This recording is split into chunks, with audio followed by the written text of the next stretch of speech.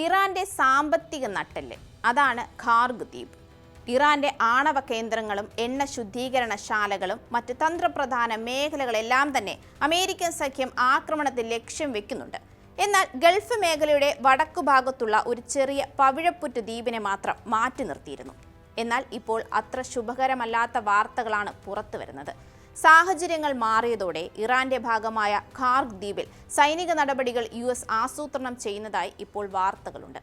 ഇറാന്റെ ശത്രുക്കൾക്ക് വളരെ എളുപ്പത്തിൽ തകർക്കാൻ കഴിയുന്ന ഈ ദ്വീപിനെ അമേരിക്ക വെറുതെ വിട്ടത് എന്തുകൊണ്ടാണ്? ആ തീരുമാനത്തിൽ മാറ്റം വരുമ്പോൾ അത് ഇറാന്റെ സാമ്പത്തിക സമവാക്യങ്ങളെ എങ്ങനെ ബാധിക്കും? നമുക്ക് പരിശോധിക്കാം. ഞാൻ അമ്മു. ഇറാൻ തീരത്തു നിന്ന് ഏകദേശം 25 കിലോമീറ്റർ അകലെയാണ് ഖാർഗ് ദ്വീപിന്റെ സ്ഥാനം. ഇറാനിയൻ എണ്ണപ്പാടങ്ങളെ ആഗോള വിപണിയുമായി ബന്ധിപ്പിക്കുന്ന പ്രധാന കണ്ണിയും സിരാ കേന്ദ്രവുമാണിത്.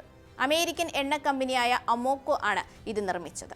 പ്രതിദിനം 70 ലക്ഷം ബാരൽ എണ്ണ വരെ കപ്പലുകളിൽ നിറയ്ക്കാൻ ഇവിടെ സൗകര്യമുണ്ട്.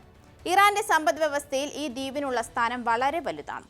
ഇറാന്റെ സമുദ്രതീരങ്ങളിൽ ഭൂരിഭാഗവും ആഴം കുറഞ്ഞവയായതിനാൽ ലോകത്തെ ഏറ്റവും വലിയ എണ്ണ കപ്പലുകൾക്ക് അവിടെ അടുക്കാൻ കഴിയില്ല. അതുകൊണ്ടാണ് ആഴക്കടലിലുള്ള ഖാർഗ് ദ്വീപ് ഇറാന് ഇത്ര പ്രധാനപ്പെട്ടതാകുന്നത്. വിദേശത്തേക്ക് വിൽക്കുന്ന 10ൽ 9 ബാരൽ ഇറാനിയൻ എണ്ണയും കയറ്റുമതി ചെയ്യുന്നത് ഇവിടെ നിന്നാണ്. ദ്വീപിന്റെ തെക്കുഭാഗത്തായി ഡസൻ കണക്കിന് വലിയ എണ്ണ സംഭരണികളുണ്ട്. ഇറാന്റെ പ്രധാന കരയിലുള്ള വലിയ എണ്ണപ്പാടങ്ങളിൽ നിന്നും കടലിന് അടിയിലൂടെയുള്ള പൈപ്പുകൾ വഴിയാണ് ഇവിടേക്ക് എണ്ണ എത്തിക്കുന്നത്. ഖാർഗ് ദ്വീപിനെ നിയന്ത്രിക്കുകയോ അല്ലെങ്കിൽ പ്രവർത്തനരഹിതമാക്കുകയോ ചെയ്യുന്നത് വഴി ഇറാന്റെ പ്രധാന വരുമാന സ്രോതസ് ഇല്ലാതാക്കാൻ സാധിക്കുമെന്ന് US വിലയിരുത്തുന്നുമുണ്ട്. എന്നാൽ ഖാർഗ് ദ്വീപിനെതിരായ ആക്രമണം ആഗോള എണ്ണ വിപണിയിൽ വലിയ ചലനം സൃഷ്ടിക്കും. ഖാർഗ് ദ്വീപിനെതിരെയുള്ള ആക്രമണം ആഗോള വിപണിയിൽ എണ്ണവില കുത്തനെ ഉയരാൻ കാരണമാകും. അതിനാലാണ് അമേരിക്ക ഇതിന് ഇതുവരെയും മുതിരാത്തതെന്ന് സാമ്പത്തിക വിദഗ്ധർ ചൂണ്ടിക്കാട്ടിയിരുന്നു. ഖാർഗ് ദ്വീപ് ആക്രമിക്കപ്പെടാതിരിക്കാൻ മറ്റു ചില കാരണങ്ങൾ കൂടി പറയുന്നുണ്ട്. ഖാർഗ് ദ്വീപ് ആക്രമിക്കപ്പെട്ടാൽ പ്രകോപിതരായ ഇറാൻ മറ്റു ഗൾഫ് രാജ്യങ്ങളുടെ എണ്ണ കിണറുകൾക്ക് നേരെ തിരിച്ചടിച്ചേക്കാമെന്ന് അമേരിക്കയും ഇസ്രയേലും ഭയപ്പെടുന്നു. ഇറാന്റെ എണ്ണ ഏറ്റവും കൂടുതൽ വാങ്ങുന്നത് ചൈനയാണ്. ദ്വീപ് തകർന്നാൽ അത് ചൈനയുമായുള്ള അമേരിക്കയുടെ ബന്ധത്തെയും ഉലയ്ക്കാൻ സാധ്യതയുണ്ട്. ഇറാന്റെ അടിസ്ഥാന സൗകര്യങ്ങൾ പൂർണ്ണമായി നശിപ്പിക്കാൻ അമേരിക്ക ആഗ്രഹിക്കുന്നില്ല എന്നത് മറ്റൊരു കാരണം. യുദ്ധത്തിൽ അമേരിക്കയും ഇസ്രയേലും തങ്ങളുടെ പ്രവർത്തന മേഖലകൾ വിഭജിച്ചിട്ടുണ്ട്.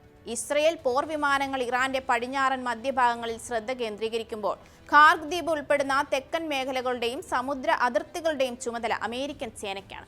എന്നാൽ ഇപ്പോൾ എന്താണ് ഈ തീരുമാനം മാറ്റിയതെന്ന് ചോദിച്ചാൽ അതിനും കാരണമുണ്ട്. ദ്വീപിനെ ആക്രമിക്കുന്നതിലൂടെ ഇറാന്റെ ശ്രദ്ധ തന്ത്രപ്രധാനമായ കേന്ദ്രം സംരക്ഷിക്കുന്നതിലേക്ക് മാറുമെന്ന കണക്കുകൂട്ടലാണ് ഇതിൽ പ്രധാനപ്പെട്ടത്. ഇറാന്റെ പ്രതിരോധം ദുർബലമാകുന്ന സാഹചര്യത്തിൽ അവിടെയുള്ള ആണവ വസ്തുക്കൾ സുരക്ഷിതമാക്കുന്നതിനോ അല്ലെങ്കിൽ നിർവീര്യമാക്കുന്നതിനോ വേണ്ടിയുള്ള പ്രത്യേക സൈനിക നീക്കങ്ങളും അമേരിക്ക ആലോചിക്കുന്നുണ്ട്. നിലവിൽ ദക്ഷിണേഷ്യയിലേക്കുള്ള എണ്ണ വിതരണം താറുമാറായിരിക്കുകയാണ്. ഇന്ത്യ ഉൾപ്പെടെ ഇതിന്റെ പ്രത്യാഘാതം നേരിടുന്നുമുണ്ട്. ഖാർഗ് ദ്വീപിന് എതിരായ ആക്രമണം ഈ പ്രതിസന്ധിയുടെ ആഴം വർദ്ധിപ്പിക്കുമെന്നതാണ് ആശങ്ക. തൽക്കാലം Russian crude oil വാങ്ങാനാണ് India പദ്ധതിയിടുന്നത്.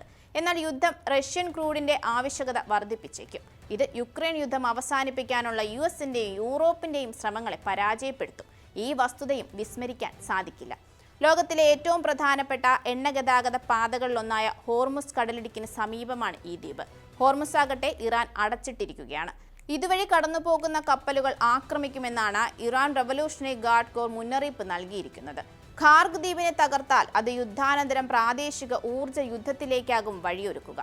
Iran യുദ്ധത്തിന്റെ അടുത്ത ഘട്ടത്തിൽ ഖാർഗ് ദ്വീപിന്റെ ഭാവിയിലാണ് ലോകം ഇപ്പോൾ കണ്ണുവെക്കുന്നത്. ആഗോള സാമ്പത്തിക രംഗത്തെയും യുദ്ധത്തിന്റെ ഗതിയെയും നിർണ്ണയിക്കുന്നതിൽ ഖാർഗ് ദ്വീപ് നിർണായകം തന്നെയാണ്.